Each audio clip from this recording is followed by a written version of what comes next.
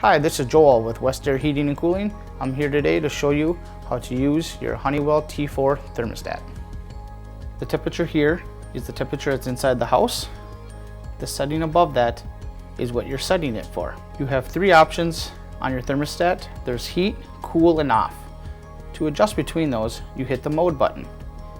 You have heat, cool, and off. In the upper left is your time. You also have a fan setting. The fan setting is there's fan auto, which the blower on the furnace only runs when it calls for heating, call for cooling. You also have an option for fan on, which will allow the blower on the furnace to run continuously all the time. To adjust the temperature, you push the plus button.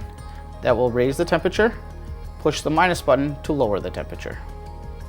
If you have any further questions, just contact us at WestAIR Heating and Cooling.